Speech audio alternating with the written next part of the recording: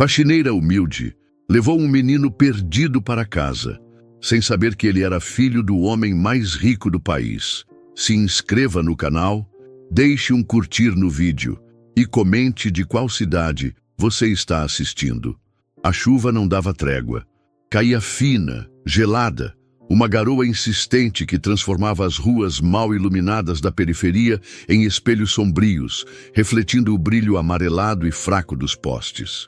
Para Laura, aquela água que encharcava seu casaco poído e penetrava as solas gastas de seus sapatos era só mais um fardo no fim de um dia exaustivo.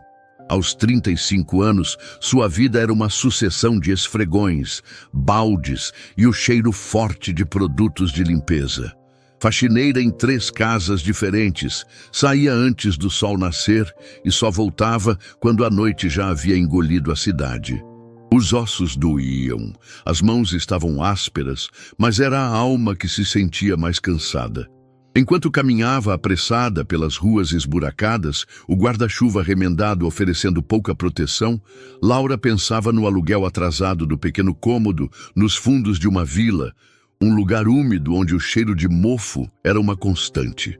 Pensava na janta escassa que a esperava, talvez um pouco de arroz e, com sorte, um ovo. A vida não lhe dera trégua, mas ela seguia em frente, com a teimosia de quem não conhece outra opção a não ser lutar.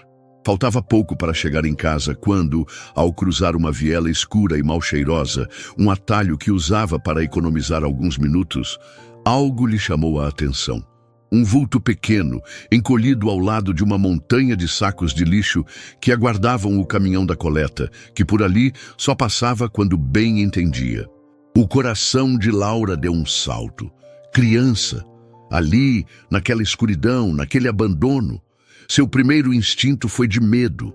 A região era perigosa, cheia de histórias de assaltos e coisas piores. Mas algo a fez parar. Com cautela, ela se aproximou. A luz do poste no final da viela, que piscava intermitentemente, como se estivesse prestes a desistir, revelou a figura de um menino. Ele não devia ter mais de 8 anos. Estava sentado no chão molhado, abraçando os próprios joelhos, a cabeça baixa. As roupas que vestia, um conjunto de moletom que um dia fora caro, agora estavam sujas de lama e amassadas. Os cabelos castanhos e lisos, grudados na testa pela umidade, escondiam parcialmente seu rosto. Laura engoliu em seco. "Menino!" chamou baixinho, a voz um pouco trêmula. "O que você está fazendo aqui sozinho, uma hora dessas?" "Está perdido?" O menino ergueu a cabeça devagar, e os olhos que encontraram os de Laura eram grandes, assustados, e carregavam uma tristeza que parecia antiga demais para uma criança. Ele tremeu, mas não de frio, Laura percebeu. Era medo. Eu fugi." Ele conseguiu dizer, a voz tão baixa que quase se perdeu no som da chuva que tamborilava nos telhados de zinco próximos. "Fugiu?" repetiu Laura, a surpresa misturada à preocupação. "Fugiu de onde, meu bem? Cadê seus pais? Eles devem estar desesperados atrás de você." Ela se agachou, tentando não assustá-lo ainda mais, buscando em seu rosto algum sinal, alguma pista. Os lábios do menino tremeram. E lágrimas silenciosas começaram a rolar por suas bochechas sujas. "Eles não gostam de mim", disse ele, e a dor em sua voz era palpável, cortante. "Meu pai, ele prometeu." Hoje era meu aniversário. A palavra aniversário saiu engasgada, como se doesse pronunciá-la. "Ele disse que ia chegar mais cedo do trabalho, que a gente ia montar meu presente novo, um robô gigante. Ele prometeu que ia ter bolo, que ia cantar parabéns só para mim, mas ele não veio." A voz do menino falhou e os soluços vieram, sacudindo seu corpo pequeno. Ele ligou e disse que tinha uma reunião muito importante, que não podia desmarcar. Ele sempre prefere o trabalho, sempre. O coração de Laura se apertou de uma forma dolorosa. Ela conhecia aquela sensação de promessa quebrada, de se sentir em segundo plano. Era uma dor que a acompanhara por boa parte de sua infância.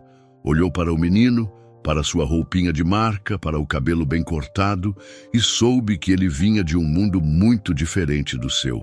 Mas a dor da rejeição, essa era universal. "Oh, querido", Laura murmurou, estendendo a mão instintivamente para afagar seus cabelos molhados, mas se conteve. Não queria invadir seu espaço. "Eu sinto muito pelo seu aniversário, mas fugir assim no meio da noite é muito perigoso. Seus pais, mesmo que seu pai tenha errado, devem estar loucos de preocupação." "Não estão, não", ele teimou, a voz agora com uma ponta de raiva infantil misturada à tristeza. "Eles nem devem ter percebido que eu saí. A casa é tão grande, cada um fica num canto. A moça que cuida de mim só vai ver que eu não estou na cama de manhã." Ele fungou, limpando o nariz com as costas da mão suja. "Posso ficar com a senhora? Só por uns dias até eu pensar no que fazer. Por favor." Ele olhou para ela com uma súplica tão desesperada que desarmou Laura completamente. Ela ponderou por um instante que pareceu uma eternidade. A razão lhe dizia para levá-lo imediatamente à delegacia mais próxima. Era o certo a fazer, o mais seguro para ele e para ela.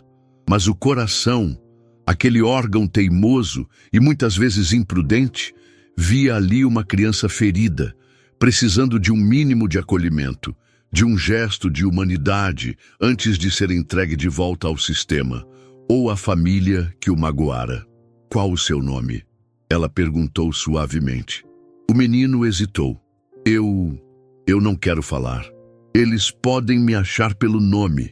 Laura suspirou. A situação era complicada, mas olhar para aquele rostinho molhado pela chuva e pelas lágrimas, para aquele corpinho encolhido tentando se proteger do frio e da solidão do mundo, ela não conseguiu. Não conseguiu simplesmente dar as costas. "Está bem", disse ela, a decisão tomada em um impulso de compaixão que era mais forte que seu bom senso. "Você pode ficar comigo esta noite." "Só esta noite, ouviu bem? Amanhã, bem cedinho, a gente vai ter uma conversa séria e vamos encontrar um jeito de resolver isso. Vamos procurar sua família ou vamos até a polícia juntos. Mas você não pode ficar na rua." Um pequeno brilho de alívio passou pelos olhos do menino. Ele assentiu, ainda desconfiado, mas visivelmente menos tenso. Laura se levantou e estendeu a mão para ele.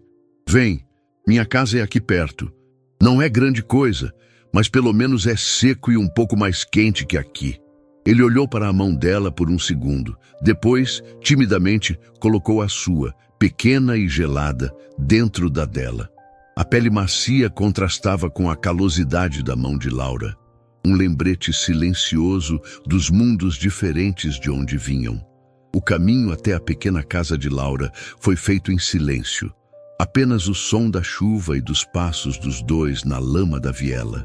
O menino, que Laura mentalmente começou a chamar de Lucas, para ter um nome para pensar nele, olhava para os lados, assustado com os cachorros que latiam nos quintais escuros e com as sombras que dançavam nas paredes mal rebocadas.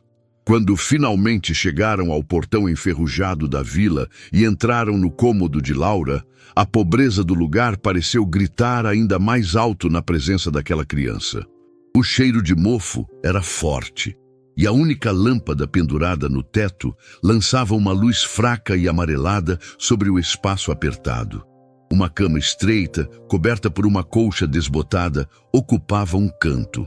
Uma mesa de madeira velha com uma única cadeira bamba, um pequeno fogareiro elétrico com uma panela amassada em cima e um armário cujas portas não fechavam direito completavam a mobília. Para Lucas, acostumado ao luxo silencioso de uma mansão, aquilo devia parecer um pesadelo. Laura tentou quebrar o gelo. "Não repare a bagunça", disse ela com um sorriso sem graça, enquanto tirava o casaco molhado dele e o seu. "É simples, mas é limpinho." Ela pegou uma toalha fina, mas limpa, e deu para ele se secar. "Você deve estar faminto. Vou ver o que tenho para a gente comer." No armário, a realidade de sua despensa a atingiu com força. Havia um pouco de arroz cru, um pão amanhecido e 2 ovos. Era isso. Seu estômago revirou de vergonha e preocupação. Como alimentaria aquela criança? Mas ela não deixou transparecer. Com a habilidade de quem está acostumada a fazer milagres com pouco, cozinhou o arroz, fritou os ovos e dividiu o pão. Serviu a maior parte para Lucas, que atacou a comida com uma fome que confirmava suas palavras sobre o aniversário esquecido. Laura comeu devagar, sentindo cada garfada que ele dava como se fosse um pequeno alívio em seu próprio peito. "Está gostoso?" ela perguntou, apenas para preencher o silêncio. Lucas assentiu, a boca cheia. "Muito. Fazia tempo que eu não comia uma coisa tão boa." A simplicidade da declaração, vinda de um menino que provavelmente estava acostumado a banquetes, tocou Laura profundamente. Depois que ele terminou de comer até o último grão de arroz, Laura arrumou sua cama para ele, pegou seu melhor cobertor, o menos puído, e o ajeitou com cuidado. "Pode dormir aqui, é mais quentinho." "E a senhora?" ele perguntou, os olhos grandes fixos nela. "Eu dou um jeito." Laura sorriu, tentando tranquilizá-lo. "Tenho um colchãozinho ali no canto. Já estou acostumada." Ela o ajudou a se deitar e o cobriu. "Tente dormir um pouco, Lucas", disse ela, usando o nome que inventara para ele, e ele não corrigiu. "Amanhã é um novo dia. A gente vai conversar e encontrar a melhor solução." Laura apagou a luz e se deitou em seu improvisado colchão de panos no chão frio e úmido. O cansaço do dia finalmente a alcançou, mas sua mente continuava a mil. Quem era aquele menino? De onde viera aquela tristeza tão profunda? E o que ela faria com ele na manhã seguinte? As perguntas rodavam em sua cabeça, misturando-se ao som da chuva que não parava. No escuro, ela ouviu um fungar baixinho vindo da cama. Depois, soluços abafados. Lucas estava chorando de novo. Ele murmurava coisas desconexas. "Papai, robô, não veio, bolo." O coração de Laura se partiu em 1000 pedaços. Ela se levantou em silêncio e foi até a beira da cama. No escuro, estendeu a mão e tocou levemente o ombro do menino. Ele se assustou por um instante, mas depois pareceu relaxar um pouco com o toque. "Shh, vai ficar tudo bem", Laura sussurrou, a voz embargada. "Pode chorar. Às vezes chorar ajuda a dor a sair." E assim, naquela noite fria e chuvosa, em um cômodo miserável na periferia da cidade, uma faxineira cansada e uma criança rica e magoada encontraram um improvável e frágil consolo um no outro. Laura não sabia, mas ao abrir sua porta e seu coração para aquele menino perdido, ela estava dando o primeiro passo em uma jornada que transformaria não apenas a vida dele, mas a sua própria, de maneiras que ela nem sequer ousava sonhar. E a promessa de um pai ausente, quebrada em um aniversário, começaria a tecer os fios de um destino completamente novo para todos eles. A manhã seguinte amanheceu cinzenta e fria, a chuva da noite anterior dando lugar a um céu pesado que prometia mais água a qualquer momento. Laura acordou com o corpo dolorido pelo chão duro e úmido, mas seu primeiro pensamento foi para o menino que dormia em sua cama. Levantou-se em silêncio, espiando-o. Lucas ainda dormia profundamente, o rostinho mais sereno do que na noite anterior, embora ainda houvesse um vinco de preocupação em sua testa pequena. Vê-lo ali, tão vulnerável, tão deslocado de seu mundo, reforçou a decisão de Laura. Ela precisava ajudá-lo, mas também precisava ser responsável. Com cuidado para não fazer barulho, Laura preparou um café ralo, o último do pacote, e esquentou o pouco de pão que sobrara. Quando Lucas finalmente despertou, esfregando os olhinhos sonolentos, ele pareceu confuso por um instante, como se não reconhecesse o ambiente. Então, a lembrança da noite anterior voltou, e ele olhou para Laura com uma mistura de timidez e apreensão. "Bom dia, dorminhoco", Laura disse com um sorriso gentil, tentando quebrar o gelo. "Fiz um café pra gente. Não é muita coisa, mas dá para aquecer um pouco." Lucas sentou-se na cama, ainda meio grogue. Bom dia, respondeu baixinho. Enquanto tomavam o café da manhã improvisado, Laura tentou abordar o assunto delicado. Então, Lucas, precisamos conversar sobre seus pais.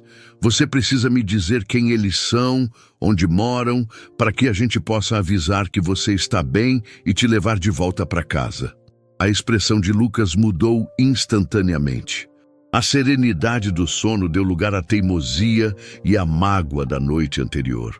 Eu não quero voltar, disse ele, cruzando os bracinhos finos. Eles não se importam. Meu pai só pensa no trabalho dele. Ele nunca tem tempo para mim. Aquele robô era a única coisa que eu queria e ele nem ligou. Mas, Lucas, eles devem estar preocupados. Uma mãe, um pai, eles sempre se preocupam, mesmo quando a gente acha que não. Laura argumentou, lembrando-se de sua própria mãe, que mesmo com todas as dificuldades, nunca a deixara se sentir desamparada. A minha mãe morreu quando eu era pequeno, Lucas disse, a voz quase sumindo. Agora só tem ele e a Clotilde que cuida de mim. Mas ela não é minha mãe. E meu pai, ele só sabe brigar comigo quando eu não tiro nota boa na escola ou quando eu faço alguma bagunça. Ele nunca brinca. Nunca pergunta como foi meu dia. Laura sentiu um aperto no coração. Aquele menino, apesar de toda a riqueza que suas roupas e sua fala denunciavam, era profundamente solitário. A figura do pai ausente, consumido pelo trabalho, era algo que ela compreendia, embora em um contexto diferente. Mesmo assim, Lucas, ela insistiu com firmeza, mas com carinho. Ficar aqui comigo não é a solução. Eu não tenho como cuidar de você direito. Você viu como é minha casa, como é minha vida. Você merece mais, merece estar com sua família, mesmo que as coisas não estejam perfeitas. Mas Lucas era irredutível. Ele chorou, emburrou, disse que preferia ficar na rua a voltar para a prisão dourada onde vivia. Laura suspirou, sentindo-se entre a cruz e a espada. Parte dela queria protegê-lo, dar-lhe o carinho que ele claramente não recebia. Mas a outra parte, a racional, sabia que estava se metendo em uma confusão enorme. Os dias que se seguiram foram uma provação para Laura. Ela continuava sua rotina de faxinas, mas agora com a preocupação constante de deixar Lucas sozinho no pequeno cômodo. Saía de manhã bem cedo, deixando para ele o pouco de comida que conseguia comprar com o dinheiro contado de seus bicos, e voltava à noite, exausta, para encontrá-lo encolhido na cama, lendo um dos poucos livros infantis velhos que ela guardava de uma doação. Para alimentar duas bocas, mesmo que uma fosse pequena, Laura começou a passar fome. Muitas vezes, ela comia apenas uma vez por dia, garantindo que Lucas tivesse o suficiente. Ele, com a intuição das crianças, percebia os sacrifícios dela, embora não dissesse nada. Seus olhinhos atentos observavam enquanto ela remendava suas próprias roupas para economizar, enquanto contava as moedas para comprar o pão do dia seguinte. A culpa começava a pesar em seu pequeno coração, misturando-se à mágoa que sentia do pai. Enquanto isso, a presença do menino não passou despercebida na vila. Dona Lourdes, uma vizinha de língua afiada e olhar curioso, que morava no cômodo ao lado, foi a primeira a notar. "Ô, Laura, quem é esse menino bonito que anda entrando e saindo da sua casa? É parente novo?" perguntou ela um dia, com um tom que não escondia a bisbilhotice. Laura tentou desconversar. "É só um conhecido, Dona Lourdes. Está passando uns dias." Mas Dona Lourdes não se convenceu. As fofocas começaram a circular. A Laura apareceu com um menino rico, deve estar querendo dar o golpe do baú. Ouvi dizer que ela sequestrou a criança, tá pedindo resgate. Essa aí sempre foi esquisita, agora tá se aproveitando de um pobre inocente. Os comentários maldosos chegavam aos ouvidos de Laura como farpas, ferindo sua dignidade. Mas ela engolia em seco, tentando proteger Lucas da maldade do mundo. A situação se tornou crítica quando sua senhoria, Dona Cida, uma mulher ríspida e impaciente, foi bater à sua porta. Influenciada pelas fofocas e preocupada com problemas com a polícia, ela foi direta. "Laura, ou você resolve essa situação desse menino até o fim da semana, ou pode arrumar suas coisas e sair daqui. Não quero confusão na minha propriedade. E seu aluguel está atrasado de novo. O ultimato caiu sobre Laura como uma sentença. Despejada, para onde iria? E com Lucas? O desespero começou a tomar conta dela. Ela não podia mais adiar. Precisava fazer Lucas falar. Precisava encontrar a família dele antes que perdesse o pouco que ainda tinha. Apesar da tensão e das dificuldades, pequenos momentos de cumplicidade e carinho começavam a surgir entre Laura e Lucas. Certa noite, ao voltar do trabalho mais cansada do que o normal, encontrou Lucas tentando varrer o chão do cômodo com uma vassoura velha. Ele a olhou com um sorriso tímido. Eu quis ajudar. A senhora sempre chega tão cansada. Laura sentiu os olhos marejarem. Aquele pequeno gesto, vindo de um menino que provavelmente nunca precisara levantar um dedo em sua vida, significou o mundo para ela.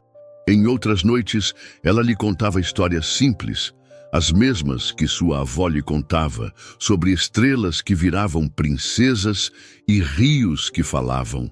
Lucas ouvia com atenção, os olhos brilhando, esquecendo por um momento a mansão fria e o pai ausente. Ele, por sua vez, começou a falar um pouco mais de si, não sobre sua família diretamente, mas sobre seus gostos, os livros de aventura que lia escondido, os jogos de computador que o pai proibia por achar perda de tempo, o cachorro que ele tanto queria ter, mas que não podia por causa da alergia da governanta. Laura ouvia tudo com paciência, percebendo a carência afetiva por trás de cada palavra. Aquele menino não era mimado ou rebelde, como alguns poderiam pensar. Ele era apenas uma criança solitária, faminta por atenção e afeto, que usava a fuga e o silêncio como um escudo contra mais decepções. Mas a realidade sempre voltava para assombrá-los. A comida era cada vez mais escassa.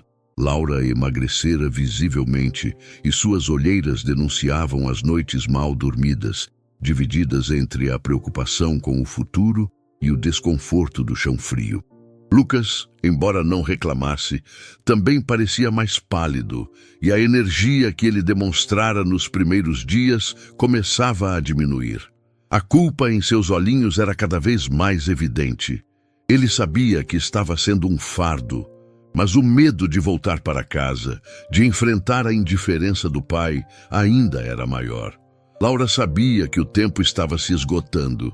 A ameaça de despejo, a falta de comida, os olhares julgadores dos vizinhos, tudo conspirava para um desfecho que ela temia. Ela amava aquele menino de uma forma inesperada e avassaladora, como se ele fosse um pedaço perdido de si mesma. Mas amá-lo também significava fazer o que era certo para ele, mesmo que isso doesse. E o certo, ela sabia, era devolvê-lo ao seu mundo, à sua família, por mais imperfeita que fosse. Restava apenas convencê-lo disso, antes que fosse tarde demais para todos eles. A sombra da pobreza e do julgamento social pairava sobre aquele laço frágil, ameaçando destruí-lo antes mesmo que ele tivesse a chance de se fortalecer de verdade. A ameaça de despejo pairava sobre Laura como uma nuvem de tempestade, escurecendo ainda mais seus dias já tão difíceis. Dona Cida, a senhoria, não era de brincadeiras, e cada encontro casual com ela no pátio da vila era acompanhado de um olhar severo e um lembrete sutil de que o prazo estava se esgotando. Para piorar a situação, em uma das casas onde fazia faxina, a patroa, uma senhora rica e desconfiada, influenciada por algum comentário maldoso que chegara aos seus ouvidos sobre a faxineira que abrigava um menino estranho, decidiu dispensar seus serviços. Sinto muito, Laura, mas preciso de alguém com a vida mais organizada, dissera ela, sem nem olhar em seus olhos, entregando-lhe o pagamento daquele dia como se estivesse se livrando de um problema. A perda daquele emprego foi um golpe duro. Era uma das suas poucas fontes de renda fixa e o dinheiro mal dava para o aluguel e a comida mais básica. Agora, com uma boca a menos para alimentar, a situação que já era precária tornou-se desesperadora. Naquela noite, não havia quase nada para o jantar. Laura conseguiu fazer um caldo ralo com alguns legumes que uma vizinha mais solidária lhe dera e dividiu o último pedaço de pão velho com Lucas. Enquanto ele comia em silêncio, os olhinhos fixos no prato, como se estivesse envergonhado pela fome que sentia, Laura mal tocou na sua porção. O nó em sua garganta era maior que qualquer fome física. O desespero começou a corroê-la por dentro. Ela olhava para Lucas, para a inocência em seu rosto adormecido mais tarde naquela noite, e sentia uma mistura avassaladora de amor e angústia. Como poderia falhar com ele? Como poderia permitir que ele voltasse para a solidão de sua casa rica, para a indiferença de um pai que o magoara tanto?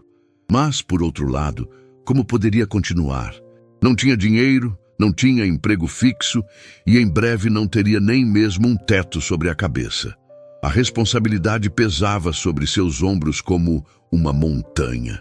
Na manhã seguinte, após uma noite em claro, remoendo seus medos e incertezas, Laura tomou uma decisão. Não podia mais adiar. Precisava fazer Lucas entender a gravidade da situação. Quando ele acordou, ela se sentou ao seu lado na cama estreita, segurando suas mãozinhas pequenas entre as suas, que estavam ásperas e calejadas pelo trabalho. "Lucas, meu querido", começou ela, a voz embargada, lutando para conter as lágrimas que ameaçavam transbordar. "Eu preciso que você me escute com muita atenção. Eu não tenho mais como cuidar de você. De verdade." Lucas a olhou, os olhos arregalados, a confusão e o medo começando a se instalar em seu rosto. "Eu perdi um dos meus trabalhos, Lucas. O dinheiro que eu ganho mal dá para mim. E agora não tem quase nada para a gente comer. E a dona da casa, ela disse que se você não for embora, ela vai me colocar na rua." As palavras saíram com dificuldade, cada uma delas rasgando o coração de Laura. "Eu não quero que você volte para um lugar onde não te fazem feliz, meu anjo, mas eu não posso deixar você passar fome aqui comigo, nem ficar sem ter onde dormir. Você entende?" Lágrimas grossas começaram a escorrer pelo rosto de Lucas. Ele balançou a cabeça, negando-se a aceitar. Não, eu não quero ir. Eu fico com fome, eu durmo no chão, mas eu quero ficar com a senhora. Por favor." Ele se agarrou a ela soluçando, o corpinho pequeno tremendo. Laura o abraçou com força, deixando suas próprias lágrimas caírem, misturando-se às dele.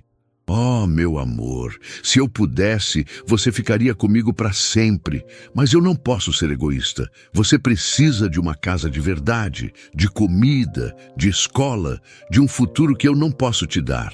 Ela afastou o rosto dele gentilmente e olhou em seus olhos. "Por favor, Lucas, me diga quem são seus pais. Me diga onde eles moram.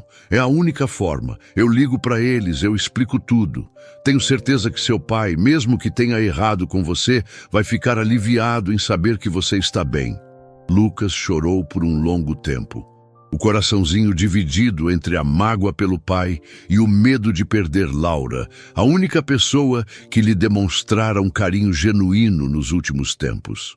Ele via o sofrimento nos olhos dela, a palidez em seu rosto, as mãos que tremiam enquanto o abraçavam. Sentiu-se culpado. Culpado por tê-la colocado naquela situação. Culpado por ser um fardo.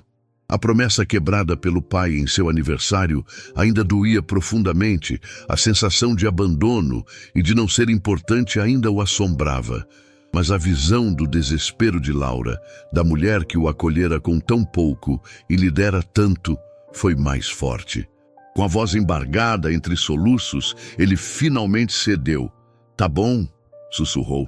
"Eu falo." Ele respirou fundo, como se estivesse prestes a revelar o maior segredo do mundo. "Meu pai, o nome dele é Antônio Torres."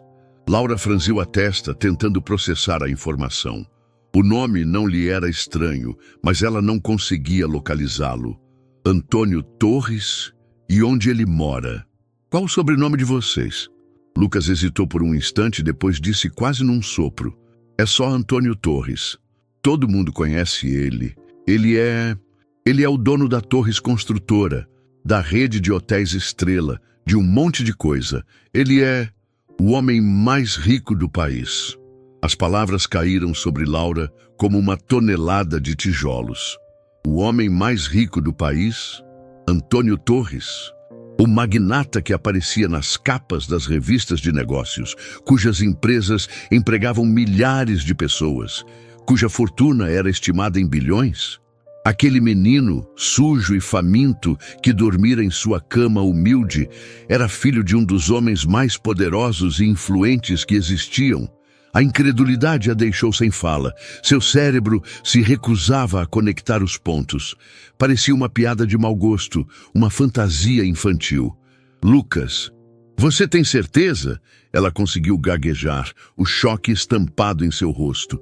Ele assentiu, os olhinhos tristes fixos nos dela. Eu não queria que ninguém soubesse. Eu só queria sumir um pouco.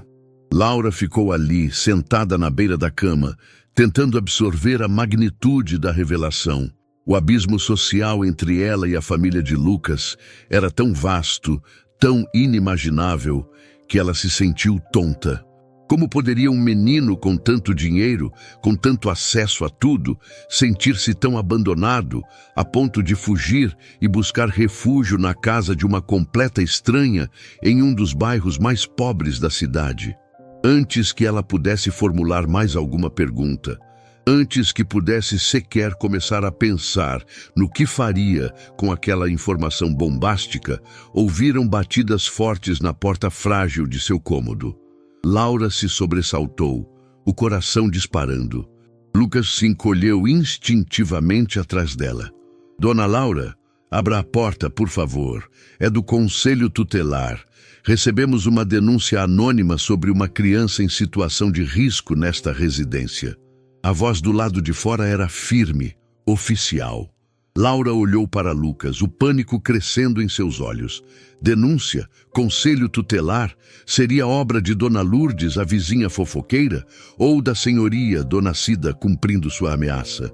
O mundo de Laura, que já estava desabando, pareceu ruir de vez. Agora não era apenas a pobreza e o despejo que a ameaçavam. Era a possibilidade de ser acusada de algo terrível, de ter Lucas tirado dela à força, antes mesmo que ela tivesse a chance de tentar consertar as coisas da maneira certa. A intervenção indesejada chegara no pior momento possível, transformando um drama pessoal em um pesadelo burocrático e potencialmente devastador. O sangue de Laura gelou nas veias ao ouvir a menção ao conselho tutelar. Uma denúncia, criança em situação de risco. As palavras ecoavam em sua mente, carregadas de um peso ameaçador. Ela olhou para Lucas, que se agarrava à sua saia, o rostinho pálido de medo. Por um instante, pensou em não abrir, em se esconder, mas sabia que isso só pioraria as coisas. Respirou fundo, tentando encontrar uma calma que não sentia, e caminhou até a porta. Ao abri-la, deparou-se com uma mulher de meia idade, olhar sério e um crachá pendurado no pescoço, acompanhada por um policial uniformizado cuja presença imponente tornava a situação ainda mais intimidante. Dona Laura, a mulher disse, a voz profissional, mas não hostil.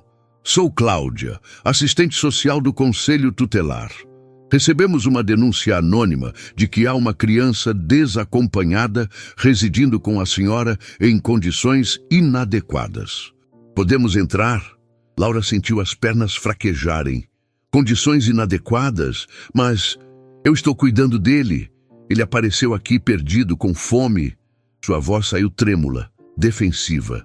Entendemos, senhora, mas precisamos verificar a situação e garantir o bem-estar do menor, respondeu Cláudia, adentrando o pequeno cômodo, seguida pelo policial, que permaneceu discretamente perto da porta, mas cuja presença era uma clara demonstração de autoridade. O olhar da assistente social varreu o ambiente. A cama desfeita onde Lucas dormira, o colchão improvisado de Laura no chão, o armário com as portas tortas, a panela com o resto do caldo ralo da noite anterior sobre o fogareiro. Laura sentiu uma onda de vergonha, não por sua pobreza em si, mas pela forma como aquilo poderia ser interpretado. Ela viu a expressão de Cláudia mudar sutilmente, um misto de pena e preocupação profissional. "E este é o menino?", perguntou Cláudia, olhando para Lucas, que se escondia ainda mais atrás de Laura. "Sim, ele se chama Lucas", Laura conseguiu dizer, lembrando-se do nome que o próprio menino lhe dissera. Cláudia se agachou, tentando um sorriso tranquilizador para Lucas. "Olá, Lucas, eu sou a Cláudia. Não precisa ter medo.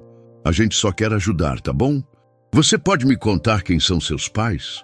Lucas balançou a cabeça negativamente, os olhos arregalados de pavor, e se agarrou ainda mais a Laura. A assistente social suspirou. "Dona Laura, a senhora entende que abrigar uma criança desaparecida sem comunicar às autoridades é uma situação complicada, não é?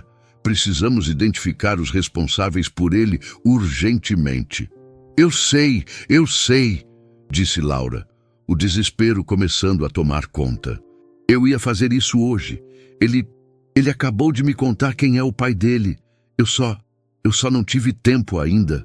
"E quem é o pai dele, Dona Laura?", perguntou Cláudia, a caneta pronta sobre o bloco de anotações.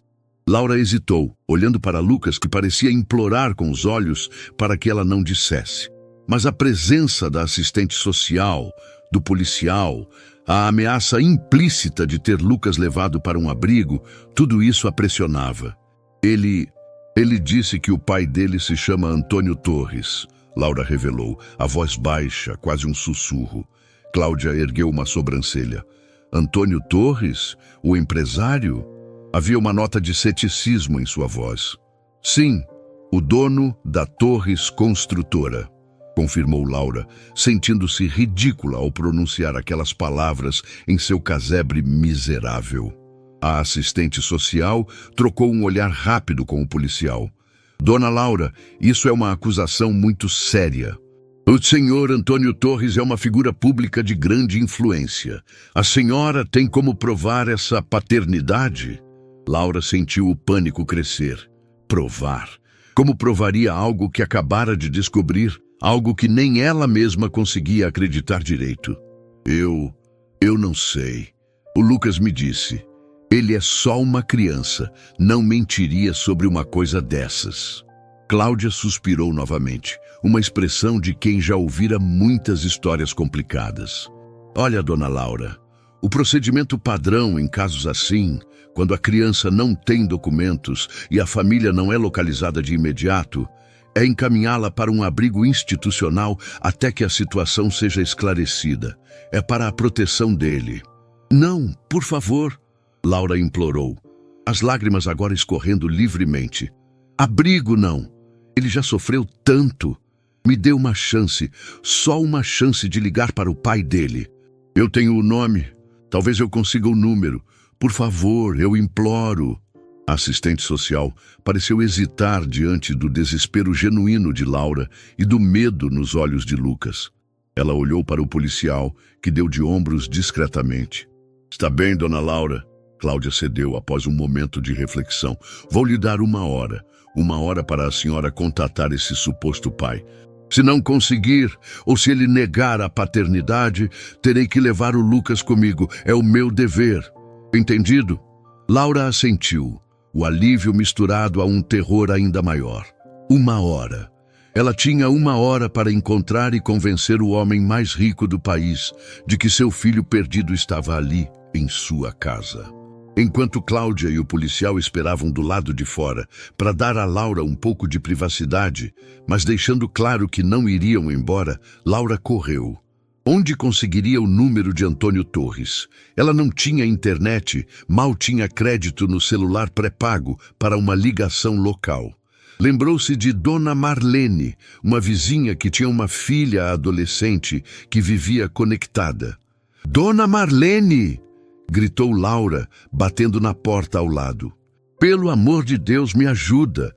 Preciso do número do escritório do Antônio Torres, o empresário. É urgente." Dona Marlene, assustada com o desespero de Laura e com a presença da polícia na vila, rapidamente pediu à filha que procurasse na internet. Em poucos minutos, a menina voltou com um número anotado em um pedaço de papel. Laura agradeceu profusamente e correu para o único orelhão que ainda funcionava na esquina, usando as poucas moedas que guardava para uma emergência. O coração batia tão forte que parecia que ia sair pela boca. Discou o número, as mãos trêmulas. Do outro lado da linha, na suntuosa sede da Torres Construtora, no centro da cidade, a secretária particular de Antônio Torres, uma mulher eficiente e acostumada a filtrar ligações indesejadas, atendeu com a voz polida. Gabinete do senhor Antônio Torres. Bom dia. Por favor, Laura gaguejou. Eu preciso falar com o senhor Torres. É urgente. É sobre o filho dele. O senhor Torres está em reunião, senhora. E ele não tem filhos pequenos. Qual o seu nome e o assunto detalhado? A secretária respondeu com um tom de quem já estava pronta para dispensá-la. Não, a senhora não entende. Laura insistiu, a voz embargada pelo choro. O nome dele é Lucas. Ele fugiu de casa.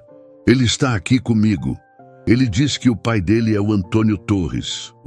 Por favor, me deixe falar com ele, ou o conselho tutelar vai levá-lo embora. A urgência, o desespero genuíno na voz de Laura, algo na menção do nome Lucas, que talvez ecoasse alguma lembrança esquecida na mente da secretária sobre a vida pessoal do chefe, a fez hesitar. Aguarde um momento, senhora. A música de espera pareceu uma eternidade para Laura. Cada segundo era uma tortura. Na sala de reuniões, Antônio Torres estava no meio de uma negociação tensa sobre um novo empreendimento bilionário. Sua mente estava focada nos números, nos gráficos, nas estratégias. Ele era um homem que construíra seu império com trabalho árduo, disciplina férrea e, muitos diriam, uma dose considerável de frieza.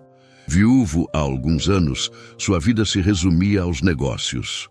Seu filho, Lucas, era uma presença quase periférica em sua rotina atribulada, criado por babás e governantas, recebendo mais cobranças por notas e comportamento do que afeto ou atenção. O recente aniversário de 8 anos do menino passara quase despercebido por Antônio. Ele se lembrara da promessa de montar o robô, mas uma crise inesperada em uma de suas filiais no exterior o prendera em teleconferências até tarde da noite. Ligara para Lucas, uma desculpa rápida, a promessa de que compensaria no fim de semana.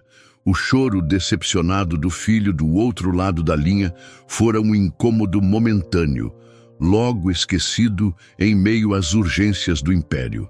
Foi nesse momento que sua secretária entrou discretamente na sala, o rosto pálido, e lhe sussurrou algo ao ouvido. Senhor, perdoe a interrupção, mas há uma mulher na linha, desesperada. Diz que está com seu filho, Lucas, que ele fugiu de casa. Menciona o conselho tutelar. Antônio sentiu o mundo girar. Lucas fugiu. Conselho tutelar. As palavras não faziam sentido. Por um instante, achou que era um trote, uma tentativa de golpe. Mas então, a lembrança do aniversário, da promessa quebrada, do choro do filho, atingiu-o com a força de um soco no estômago. A culpa, um sentimento que ele raramente se permitia sentir, emergiu com uma violência avassaladora. Ele se lembrou de sua própria infância, marcada pela ausência de um pai que também só pensava em trabalho. Um pai que nunca tivera tempo para um abraço, para uma conversa. A dor daquela rejeição antiga que ele pensava ter superado voltou com força total.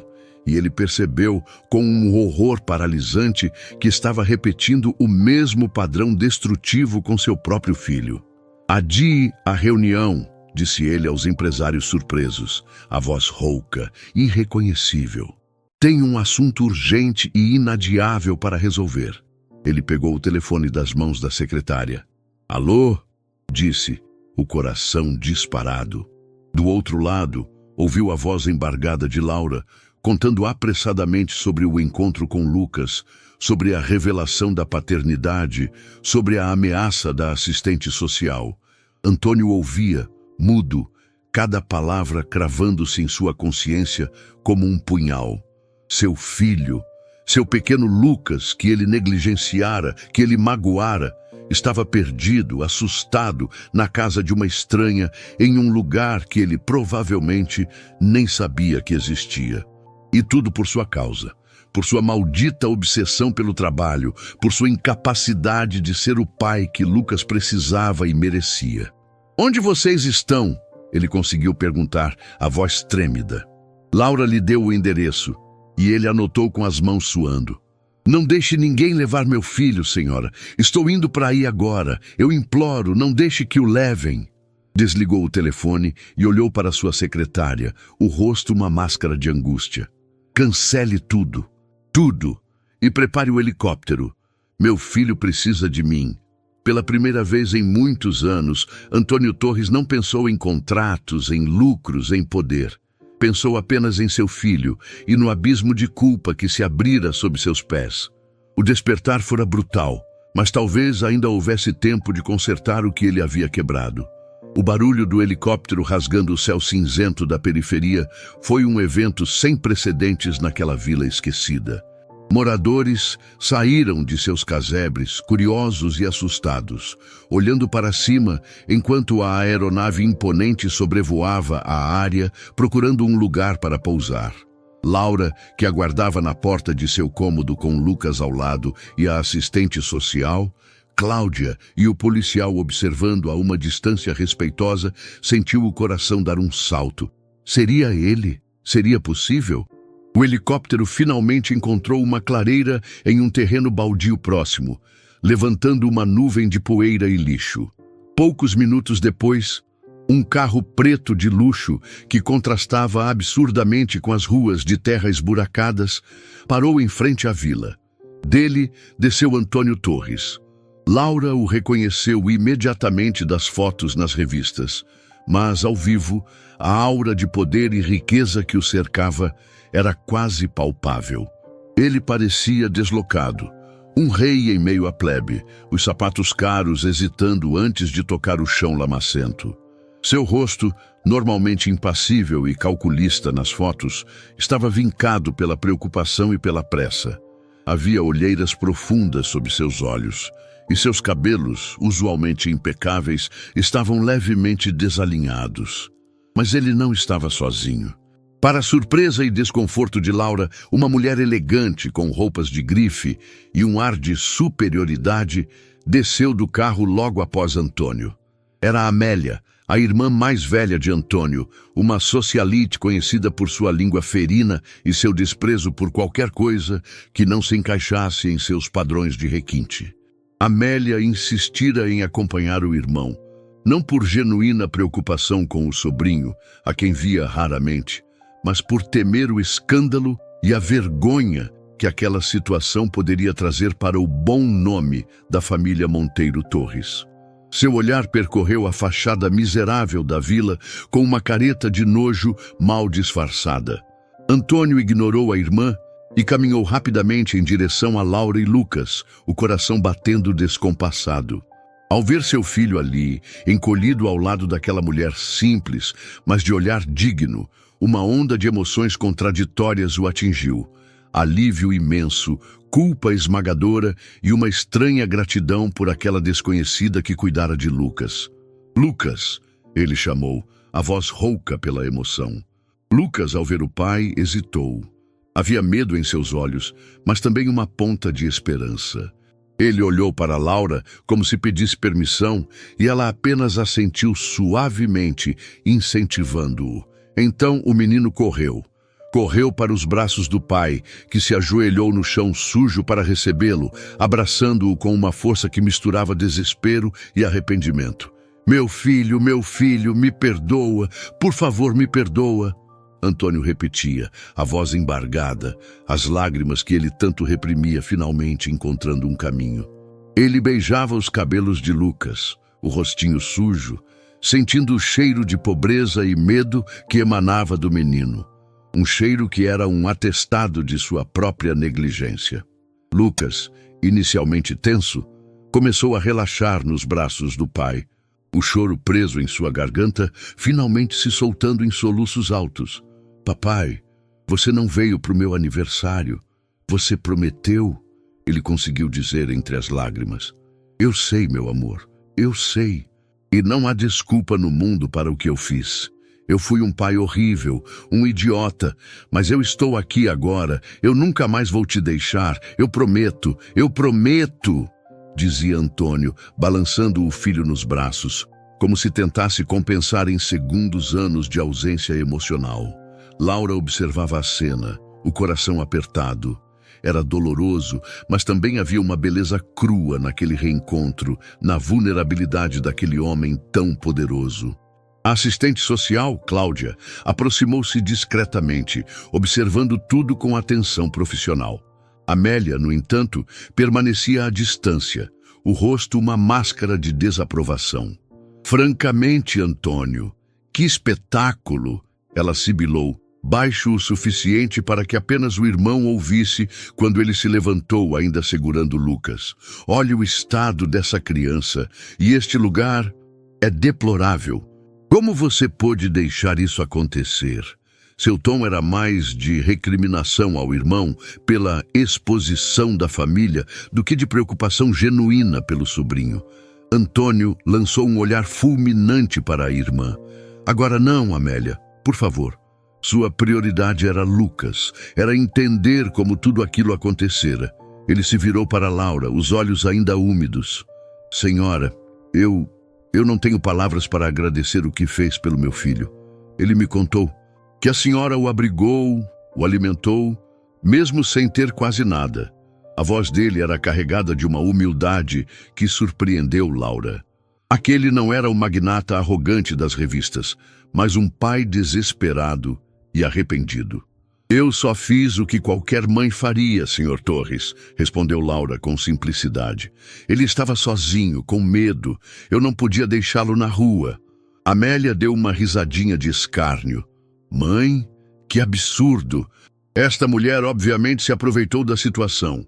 Deveria ter chamado a polícia imediatamente, não ter mantido o menino aqui, neste buraco. Amélia! Repreendeu Antônio, a voz dura. Ele se voltou para Cláudia, a assistente social. Eu sou Antônio Torres, pai de Lucas.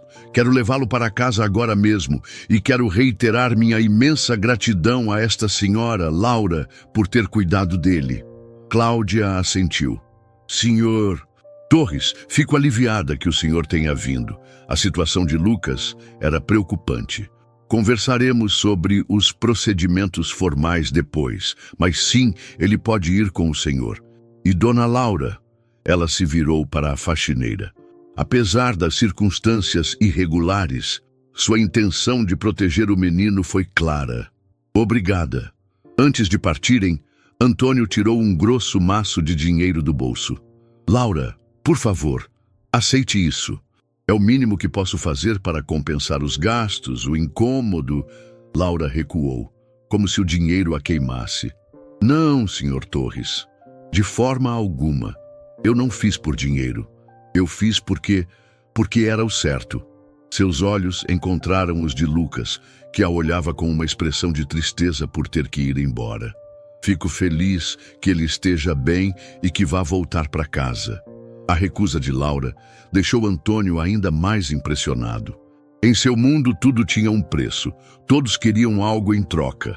A dignidade daquela mulher pobre era desconcertante. Amélia, porém, não perdeu a oportunidade. Ora, não seja boba, mulher. Aceite, é uma fortuna para alguém como você. Certamente compensará os problemas que você mesma criou ao não chamar as autoridades competentes imediatamente. Amélia, já chega! Antônio explodiu, o rosto vermelho de raiva pela insensibilidade da irmã. Ele se sentia profundamente envergonhado. Ele pegou a mão de Laura, uma mão áspera pelo trabalho, mas que transmitia uma força serena. Eu insisto que a senhora me permita ajudá-la de alguma forma. Não como pagamento, mas como agradecimento. Deixe-me seu contato. Eu entrarei em contato. Laura, constrangida pela situação e querendo apenas que tudo aquilo terminasse, anotou seu nome e o endereço da vila em um pedaço de papel que Antônio lhe ofereceu. Lucas se despediu de Laura com um abraço apertado e um obrigado sussurrado. Havia lágrimas em seus olhos, e Laura sentiu um nó na garganta ao vê-lo partir com o pai e a tia arrogante, entrando no carro de luxo que o levaria de volta para um mundo que era o oposto do seu. Enquanto o carro se afastava, levantando poeira na rua de terra, Laura ficou parada, sentindo um vazio inesperado. Aquele menino, que entrara em sua vida como um furacão, partia deixando para trás um silêncio ensurdecedor e uma série de perguntas sem respostas. E Antônio Torres, o homem mais rico do país, partia levando consigo não apenas o filho, mas a imagem indelével de uma mulher humilde cuja integridade e bondade o haviam confrontado com a pobreza de sua própria alma. A semente da transformação, plantada pelo desespero de um filho e regada pela compaixão de uma estranha, começava a germinar no coração do magnata.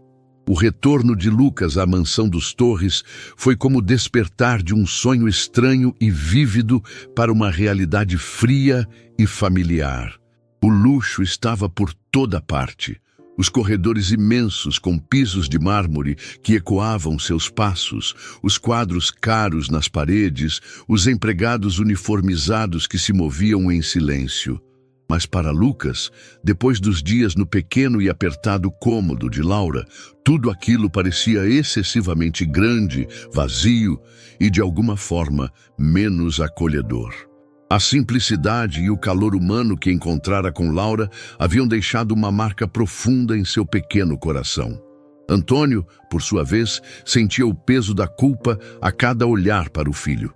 Lucas estava mais quieto, mais introspectivo. Embora o pai se esforçasse para estar presente, cancelando reuniões e dedicando-lhe mais tempo, havia uma barreira invisível entre eles, construída por anos de negligência e pela recente promessa quebrada. Antônio sentia-se desajeitado em seu novo papel de pai participativo.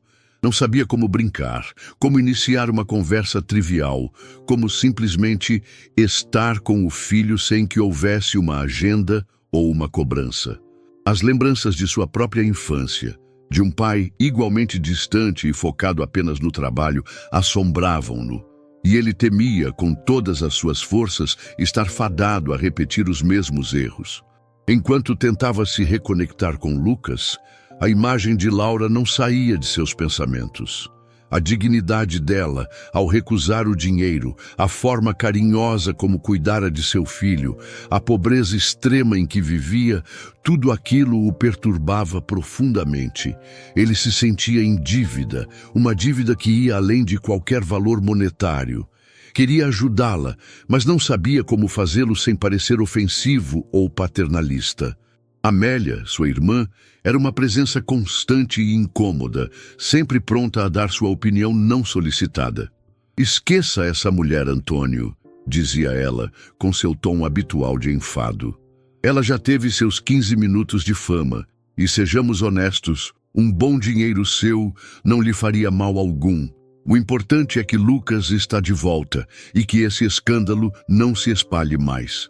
Contrate uma nova governanta para o menino, uma com referências impecáveis, e volte para seus negócios. Essa história toda já deu o que tinha que dar." Antônio ouvia a irmã com crescente impaciência. A superficialidade e a falta de empatia de Amélia o irritavam profundamente, especialmente agora que ele começava a enxergar o mundo, e a si mesmo, sob uma nova perspectiva. Ele sabia que não podia simplesmente esquecer Laura. Discretamente, Antônio pediu a um de seus assistentes de confiança que investigasse a situação de Laura. Descobriu sobre o aluguel atrasado, sobre o emprego perdido, sobre as dificuldades que ela enfrentava. Sem que ela soubesse, ele quitou suas dívidas através de uma doação anônima feita à senhoria da vila e conseguiu que a antiga patroa de Laura a readmitisse, oferecendo um bônus para compensar o transtorno. Eram gestos pequenos, feitos à distância, mas que demonstravam sua preocupação. Lucas, percebendo a mudança no comportamento do pai, embora ainda desconfiado, começou a se abrir um pouco mais. Certa noite, enquanto Antônio tentava, sem muito jeito, ajudá-lo com um quebra-cabeça, o menino perguntou com a voz baixinha: "Papai, a gente pode visitar a Laura?" A pergunta pegou Antônio de surpresa. "Visitar a Laura? Por quê, filho?" "Eu sinto falta dela", Lucas admitiu, os olhinhos marejados. "Ela era legal comigo, contava histórias, e a comida dela era gostosa, mesmo sendo pouquinha." O coração de Antônio se apertou.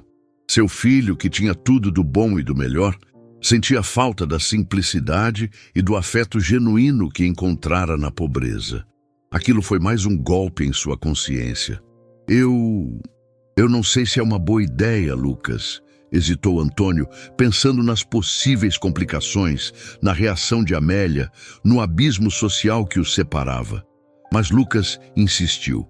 E pela primeira vez em muito tempo, Antônio viu uma faísca de teimosia nos olhos do filho. Uma faísca que, estranhamente, o agradou. Era um sinal de que o menino ainda tinha espírito, apesar de tudo.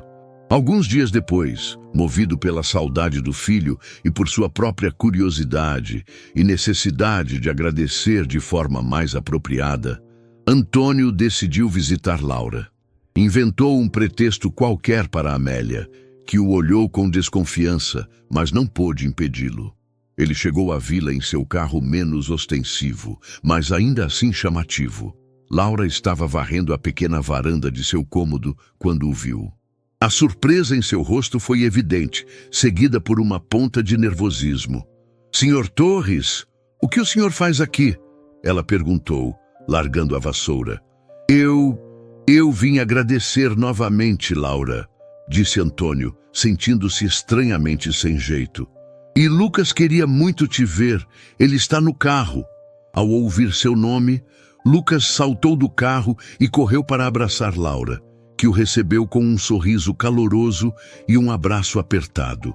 Vê-los juntos, a alegria genuína no rosto de ambos, mexeu com Antônio de uma forma inesperada.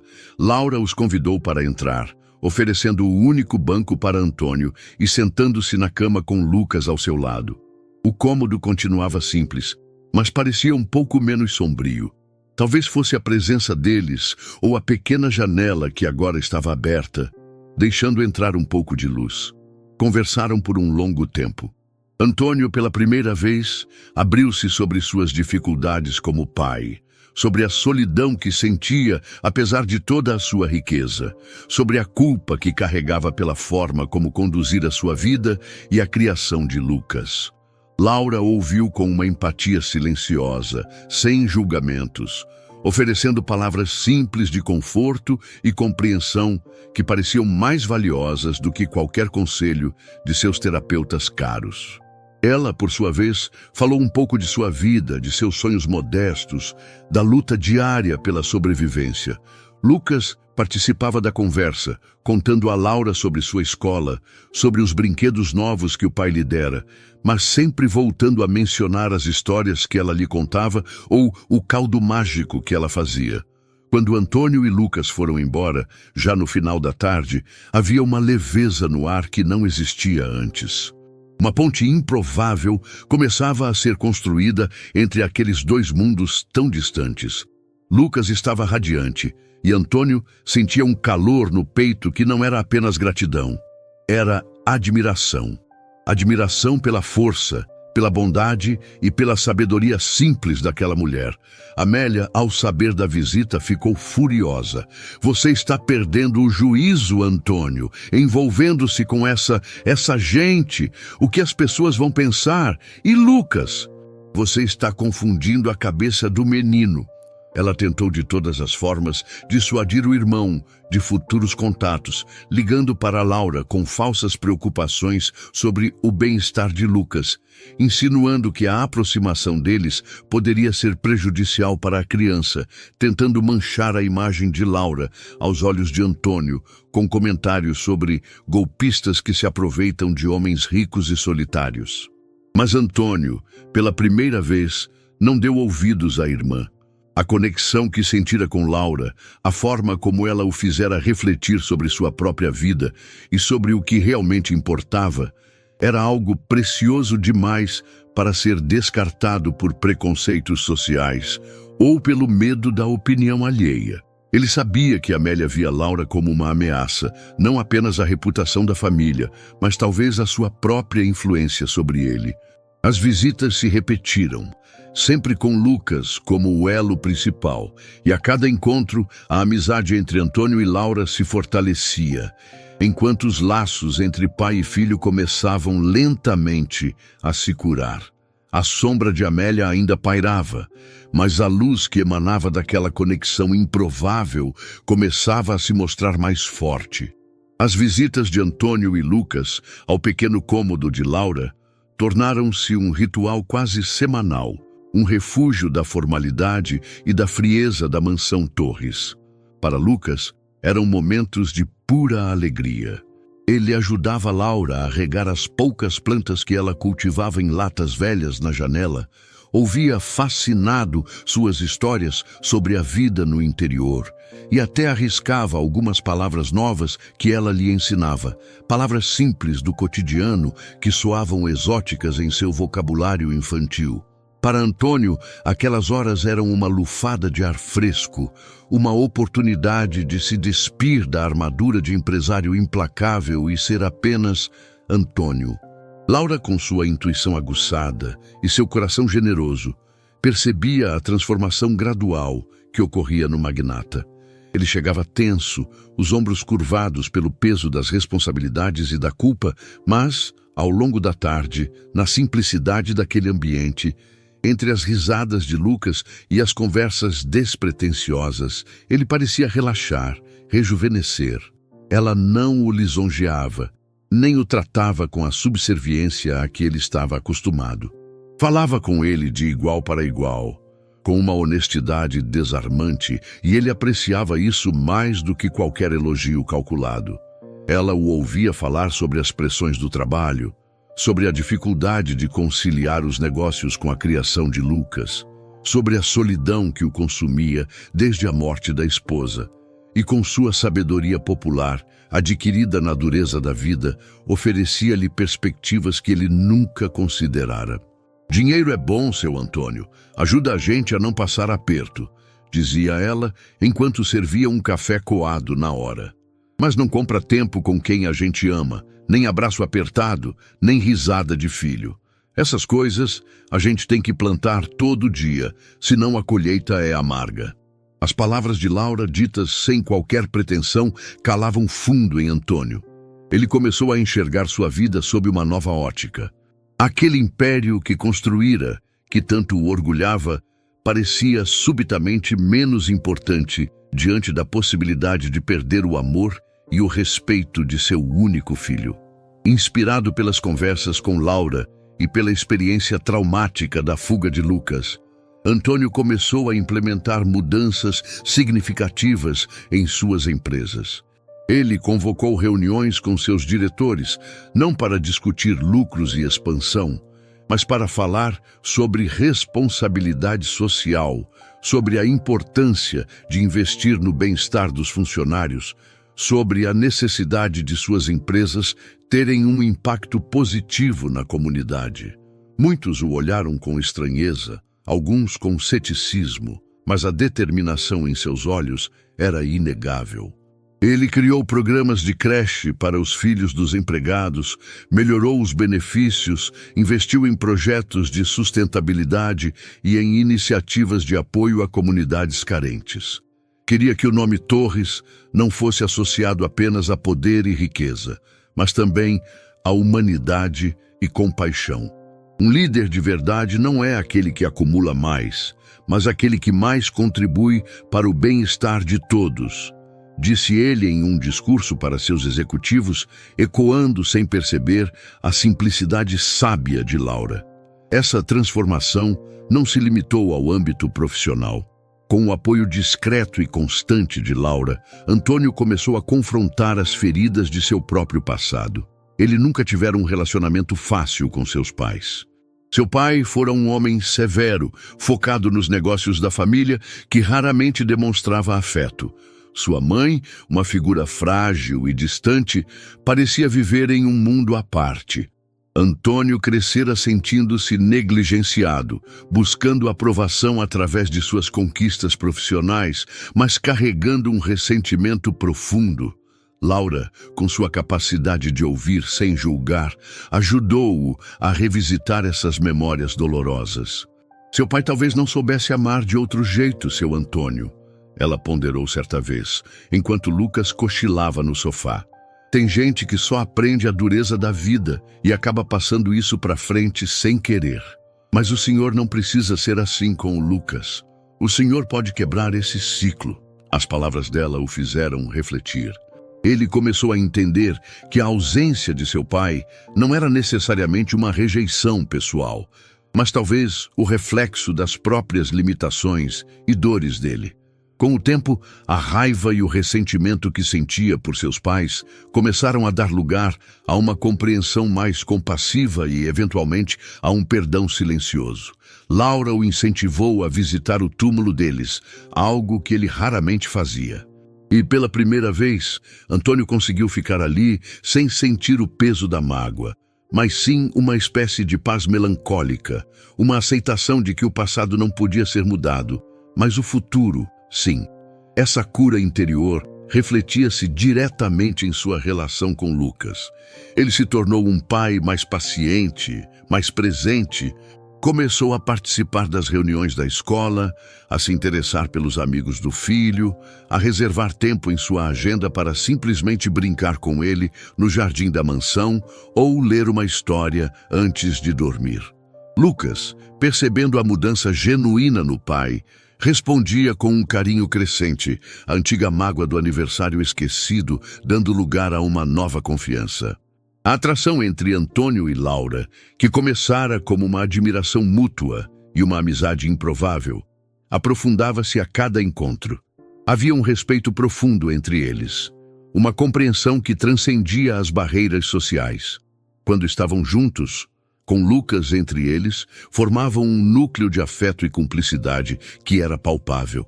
Amélia, que observava tudo à distância com crescente desgosto, percebia que sua influência sobre o irmão diminuía a cada dia. Suas tentativas de minar Laura com comentários maldosos ou alertas sobre o perigo de se envolver com alguém de nível tão inferior eram rebatidas por Antônio com uma firmeza que a surpreendia e a irritava. Ele não estava mais disposto a deixar que os preconceitos da irmã ou da sociedade ditassem suas escolhas pessoais, especialmente aquelas que envolviam sua felicidade e a de seu filho. O antigo Antônio Torres, o tubarão dos negócios, o homem frio e calculista, estava lentamente dando lugar a um novo Antônio, um pai mais amoroso, um líder mais humano, um homem mais consciente de suas emoções e de suas responsabilidades.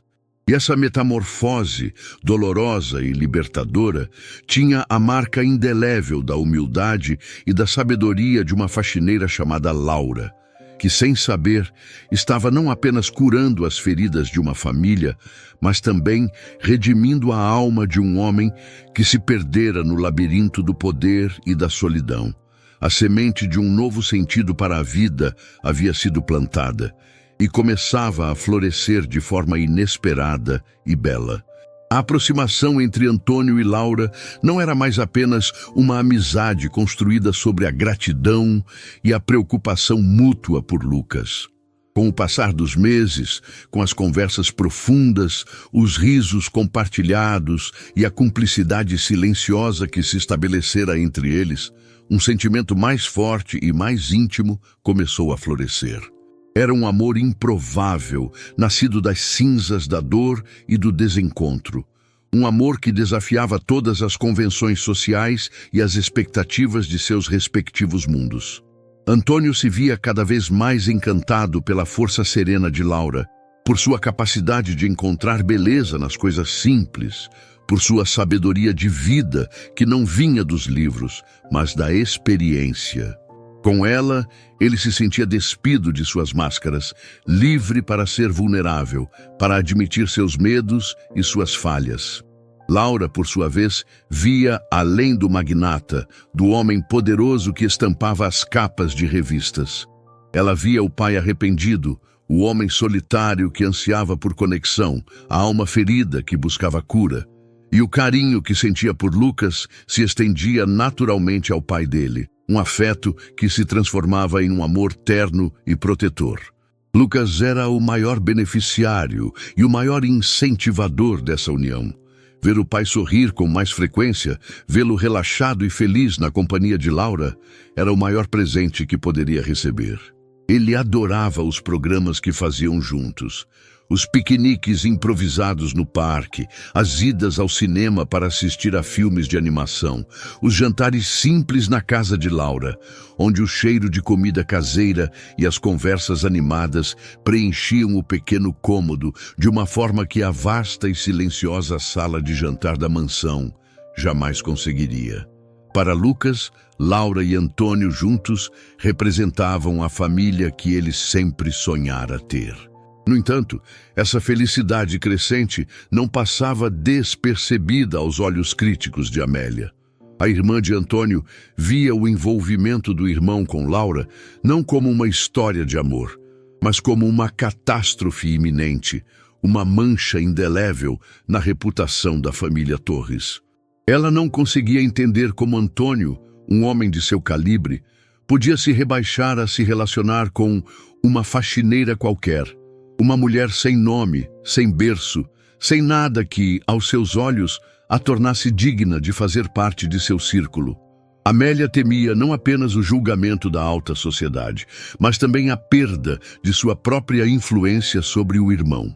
Com a falecida esposa de Antônio, uma mulher de sua classe social, Amélia mantivera uma relação de cumplicidade e controle velado. Laura, com sua simplicidade e sua força interior, era uma ameaça a essa dinâmica. Ela não se curvava aos caprichos de Amélia, não se deixava intimidar por seu ar de superioridade.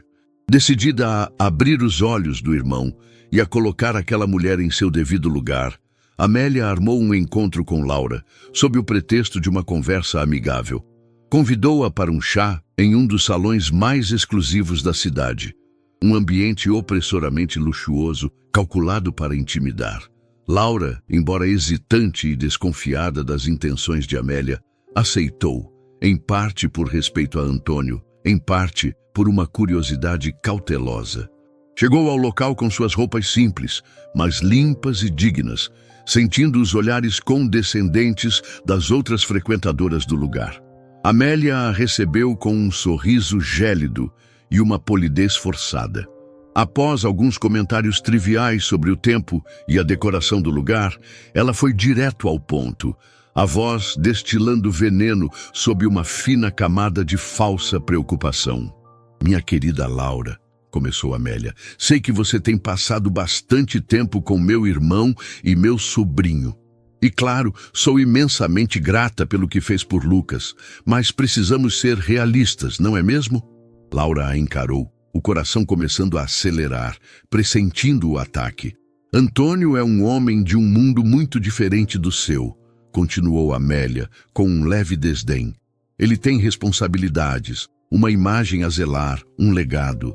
E você, com todo o respeito, não se encaixa nesse mundo.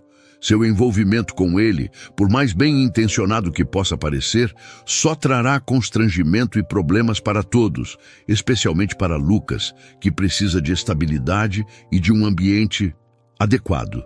Ela fez uma pausa, esperando que suas palavras surtissem o efeito desejado.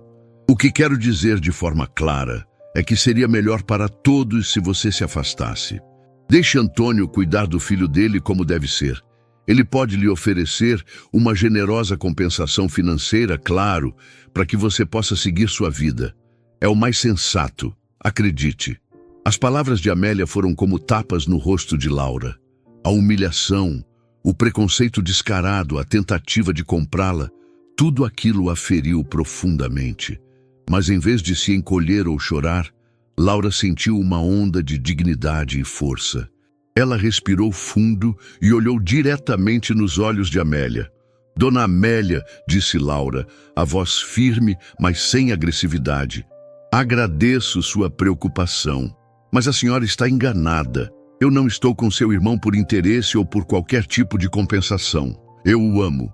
E amo o Lucas como se fosse meu próprio filho. E se o mundo de vocês é tão mesquinho, a ponto de não aceitar o amor e a felicidade genuínos, então lamento por ele, não por mim. Ela se levantou, a postura ereta. Quanto a me afastar, isso é uma decisão que cabe a mim e a Antônio. E com todo respeito, a senhora não tem o direito de interferir em nossas vidas, se me dá licença. E deixando uma Amélia boquiaberta e lívida de raiva para trás, Laura saiu do salão de chá de cabeça erguida. Quando Antônio soube do ocorrido naquela mesma noite, através de uma Laura magoada, mas resoluta, sua reação foi de fúria contida. Ele confrontou Amélia imediatamente. Como você ousa? Ele bradou, a voz baixa, mas carregada de uma raiva que Amélia raramente vira. Como você ousa humilhar a mulher que eu amo, a mulher que salvou meu filho e que me ensinou a ser um homem melhor? Seu preconceito, sua arrogância são intoleráveis. Amélia tentou se defender, argumentando sobre a reputação da família, sobre o bem de Lucas, mas Antônio não quis ouvir.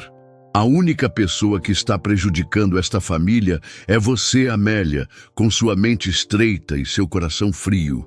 Laura é a melhor coisa que aconteceu para mim e para Lucas em muitos anos.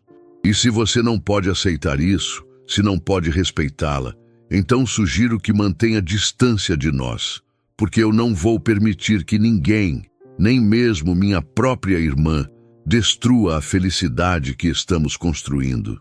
Foi a primeira vez que Antônio confrontou Amélia de forma tão direta e definitiva. Ele deixou claro que sua lealdade estava com Laura e Lucas e que não toleraria mais interferências. Amélia, percebendo que havia perdido a batalha e talvez o irmão, retirou-se em silêncio, mas com o orgulho ferido e o ressentimento ainda mais profundo. Aquele confronto, embora doloroso, serviu para fortalecer ainda mais o laço entre Antônio e Laura. Ele a admirava ainda mais por sua coragem e dignidade. E ela se sentia segura e amada ao lado de um homem que estava disposto a enfrentar o mundo por ela. Pouco tempo depois, em um jantar íntimo na mansão, que Laura aos poucos começava a transformar com seu toque de simplicidade e calor, Antônio a apresentou oficialmente a seus amigos mais próximos e parceiros de negócios como sua companheira. Houve alguns olhares de surpresa, alguns cochichos, mas a felicidade radiante do casal e a presença alegre de Lucas calaram a maioria dos críticos. Laura, com sua graça natural e sua autenticidade, conquistou o respeito daqueles que tinham o coração aberto. Aos poucos, ela começou a se sentir mais à vontade naquele novo ambiente, não porque tentasse se moldar a ele, mas porque o transformava com sua presença. Ela trouxe vida e humanidade para a mansão antes fria e impessoal. Organizava jantares mais informais, incentivava conversas sobre temas que iam além dos negócios e fazia questão de que Lucas se sentisse o centro daquele novo lar. Antônio, por sua vez, sentia-se um homem completo. A riqueza material que antes definia sua existência, agora era apenas um detalhe. Sua verdadeira fortuna estava ali, no amor de Laura, no sorriso de Lucas, na paz que finalmente encontrara em seu coração. Ele continuava a visitar o túmulo de seus pais, mas agora não ia sozinho. Ia com Laura e Lucas, e as flores que depositavam ali não eram mais um símbolo de ressentimento, mas de um ciclo de cura e de esperança que se completava. O amor, de fato, superava todas as barreiras. A decisão de Antônio de apresentar Laura oficialmente como sua companheira foi um divisor de águas. Marcou não apenas a consolidação de seu amor, mas também um desafio aberto aos preconceitos da alta sociedade e, principalmente, à desaprovação velada de sua irmã, Amélia. A felicidade que irradiava do casal, no entanto, era tão genuína e a transformação positiva em Antônio e Lucas tão evidente, que até os mais céticos começaram a se render à evidência de que aquele relacionamento era algo real e significativo. Em uma tarde ensolarada de primavera, durante um piquenique no vasto jardim da mansão, uma ideia de Laura que se tornara um dos programas favoritos de Lucas. Antônio, de forma simples e sincera, como era o estilo que aprendera a apreciar com ela, pediu Laura em casamento. Ele não fez um discurso elaborado, nem ofereceu uma joia extravagante no primeiro momento. Apenas segurou suas mãos, olhou em seus olhos e disse: Laura, você e o Lucas me deram uma nova vida, um novo sentido para tudo. Eu não consigo imaginar meus dias sem vocês. Quer se casar comigo e ser oficialmente a minha família, a nossa família? Laura, com os olhos marejados, respondeu com um sim, embargado, mas cheio de felicidade. Lucas, que observava a cena com a respiração suspensa, pulou de alegria, abraçando os dois com força. Agora a gente vai ser uma família de verdade para sempre, exclamou ele, a inocência de suas palavras selando aquele momento com uma pureza comovente. O casamento foi planejado para ser um reflexo da união de seus dois mundos. Aconteceu na própria mansão, que Laura, com seu toque pessoal, havia transformado em um lar acolhediente, menos suntuoso e mais vibrante. A cerimônia foi elegante, mas sem a ostentação fria que costumava caracterizar os eventos da família Torres. Havia flores do campo misturadas a arranjos sofisticados, música suave que convidava a emoção e um número de convidados escolhido a dedo, pessoas que verdadeiramente se importavam com a felicidade do casal. Lucas, impecável em seu pequeno terno, foi o pajem, carregando as alianças com uma seriedade orgulhosa que encantou a todos. Seus olhinhos brilhavam ao ver o pai no altar, esperando por Laura, que entrou radiante em um vestido simples, mas de uma elegância atemporal que realçava sua beleza natural. Amélia compareceu, como era de se esperar de sua posição social, mas sua presença era mais uma formalidade do que uma celebração genuína. Mantinha um sorriso polido, mas seus olhos ainda carregavam uma sombra de ressentimento e desaprovação. Ela trocou cumprimentos frios com Laura e passou a maior parte do tempo conversando com um pequeno grupo de socialites igualmente snobs, como se para demarcar seu território e sua superioridade. Antônio percebeu, mas decidiu não deixar que a atitude da irmã estragasse aquele dia tão especial. Ele sabia que a aceitação de Amélia, se viesse, seria um processo lento e relutante, talvez nunca completo, mas o que importava era a felicidade de sua nova família. Como esposa de Antônio Torres, Laura poderia ter se deslumbrado com o luxo e o poder. Poderia ter se transformado em mais uma socialite vazia, preocupada apenas com festas e aparências. Mas ela permaneceu fiel à sua essência. Sua humildade, sua compaixão e sua simplicidade continuaram a ser suas marcas registradas. Ela não via sua nova posição como um privilégio, mas como uma oportunidade de fazer o bem em uma escala maior. Com o total apoio e admiração de Antônio, Laura mergulhou de cabeça em causas sociais. Ela se tornou a principal força motriz por trás da Fundação Torres, que muitos carinhosamente chamavam de Fundação Laura e Lucas, em reconhecimento à inspiração que ambos trouxeram. A fundação expandiu seus projetos, ajudando não apenas crianças carentes, mas também famílias em situação de vulnerabilidade, oferecendo programas de capacitação profissional para mães solo, construindo creches em comunidades pobres e financiando tratamentos de saúde para aqueles que não podiam pagar. Laura visitava pessoalmente os projetos, ouvia as histórias das pessoas e sua empatia genuína tocava a todos. Para Lucas, Laura tornou-se a mãe que ele nunca tivera de forma plena. Ela o ajudava com os deveres da escola, ouvia seus segredos e seus medos, celebrava suas pequenas conquistas e o consolava em suas frustrações. Ensinou-lhe o valor da humildade, da gratidão e da compaixão, lições que iam muito além do que qualquer escola de elite poderia oferecer. A dinâmica entre os três era de um amor palpável, de respeito mútuo e de uma cumplicidade que se fortalecia a cada dia.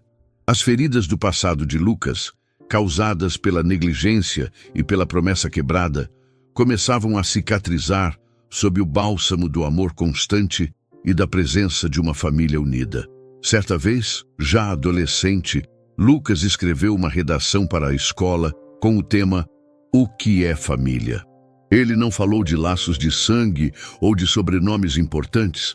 Falou sobre um encontro inesperado em uma noite de chuva, sobre uma mulher que dividiu seu pouco pão e sua única cama, sobre um pai que aprendeu a pedir perdão e a amar de verdade. A redação, lida em voz alta na sala de aula, emocionou professores e colegas e foi mais um testemunho silencioso da profunda transformação que ocorrera na família Torres. Antônio, por sua vez, encontrou um novo equilíbrio em sua vida. Ele continuava sendo um empresário astuto e bem-sucedido, mas suas prioridades haviam mudado. Delegava mais, confiava em sua equipe e não permitia mais que o trabalho consumisse todos os seus momentos. As reuniões até tarde da noite foram substituídas por jantares em família, as viagens de negócios incessantes deram lugar a fins de semana na praia com Laura e Lucas. Suas empresas, sob sua nova liderança mais humanizada, não apenas prosperavam financeiramente, mas também ganhavam reconhecimento por suas iniciativas de responsabilidade social e pelo tratamento ético a seus funcionários. Antônio descobriu que ser um bom homem e um bom pai não o tornava um empresário menos eficaz. Pelo contrário, dava um propósito maior a tudo o que fazia. A aceitação de Amélia nunca foi completa, mas com o tempo, e especialmente com o nascimento dos primeiros netos de Antônio, quando Lucas, já adulto, constituiu sua própria família, a dureza em seu coração começou a ceder um pouco. Ela nunca admitiria abertamente, mas até ela não podia negar a felicidade genuína do irmão e a forma como Laura e Lucas haviam enriquecido suas vidas de uma maneira que o dinheiro jamais poderia comprar. A união de destinos, antes vista por ela como uma ameaça, revelara-se afinal uma bênção disfarçada. Os anos se passaram como estações bem definidas, cada uma trazendo suas próprias cores e aprendizados para a família Torres. A mansão, antes um símbolo de riqueza fria e poder solitário, tornou-se um lar vibrante, um porto seguro onde o amor, o respeito e a alegria eram os pilares fundamentais. Antônio e Laura envelheceram juntos, suas mãos entrelaçadas, testemunhando uma parceria construída sobre alicerces de superação, gratidão e um afeto que apenas se aprofundava com o tempo. Lucas cresceu e se tornou um jovem admirável. A experiência de sua infância, a fuga e o encontro com Laura moldaram seu caráter de maneira indelével. Ele nunca se esqueceu da humildade e da bondade que recebera no momento de maior desespero, nem dos sacrifícios que Laura fizera por ele.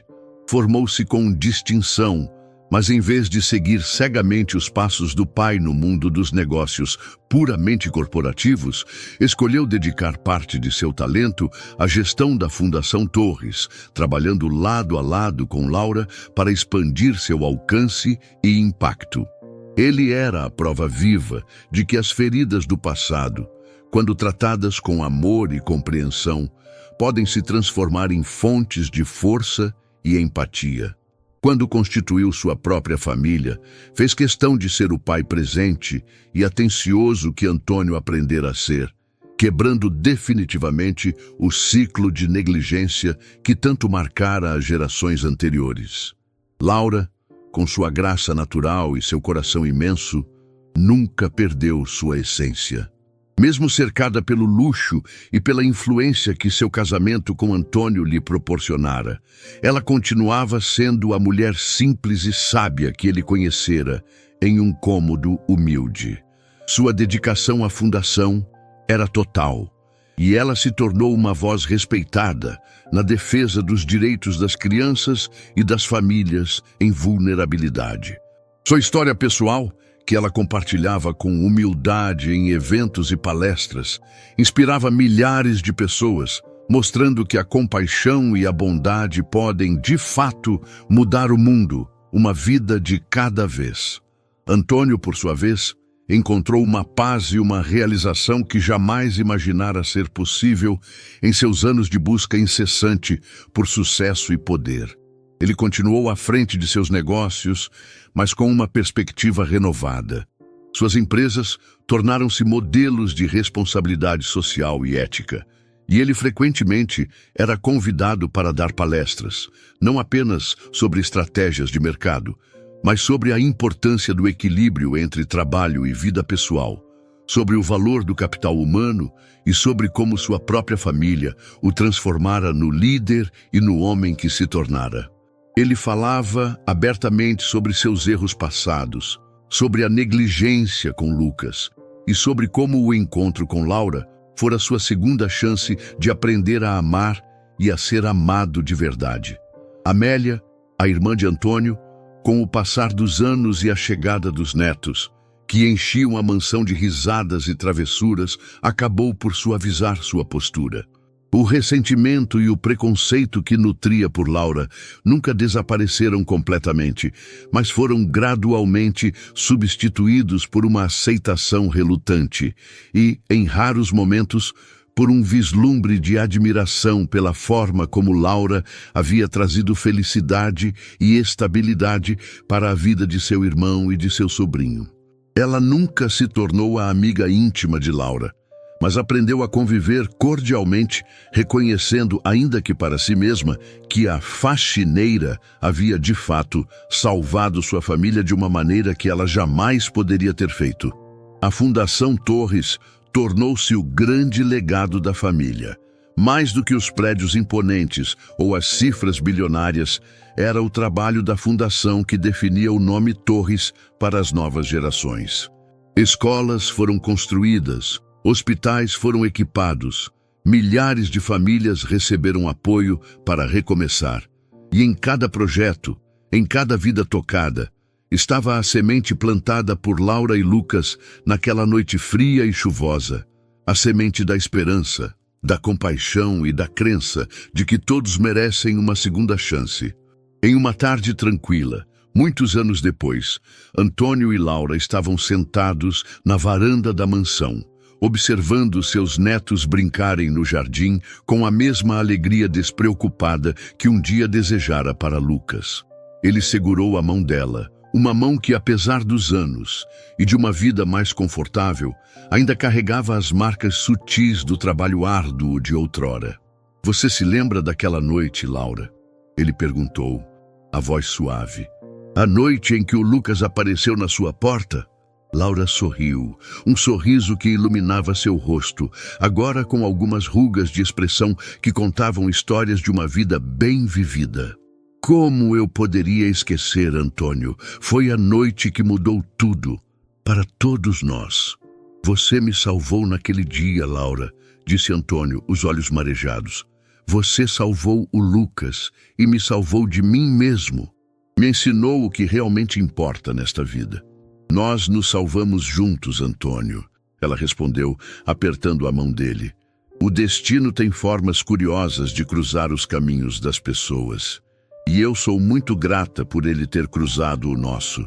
Olharam para o jardim, para a algazarra feliz das crianças, para o sol que começava a se pôr, pintando o céu com cores vibrantes. A história deles, que começara com a dor de uma promessa quebrada e o desespero de uma criança perdida, transformara-se em um testemunho poderoso sobre a força do amor, da redenção e da capacidade humana de se reinventar.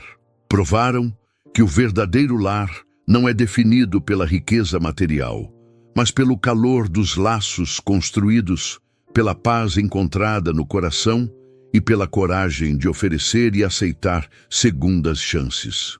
E esse, sabiam ambos, era o legado mais precioso que poderiam deixar. E assim terminamos mais uma história cheia de emoção e reviravoltas. Se essa história tocou o seu coração, não se esqueça de se inscrever no canal, deixar o seu like e compartilhar com alguém que também merece sentir essa emoção. Afinal, cada história pode inspirar, transformar e até mesmo mudar vidas. Muito obrigado por acompanhar até aqui e eu espero você na próxima história. Até mais!